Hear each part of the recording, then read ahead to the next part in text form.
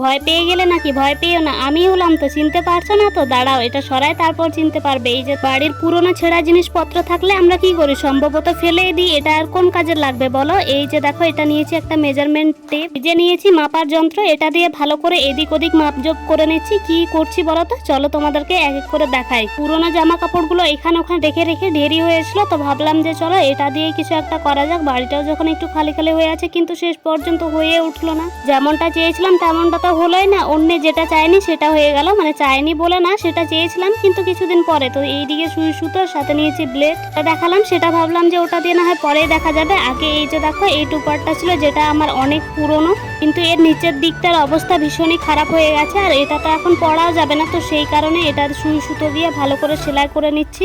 পর একটা সুতোর সাহায্যে ভালো করে সেলাই করে নিয়ে সেটার মধ্যে সুতোটা ঢুকিয়ে দিলাম আর কি, শেপ টেপিন দিয়ে।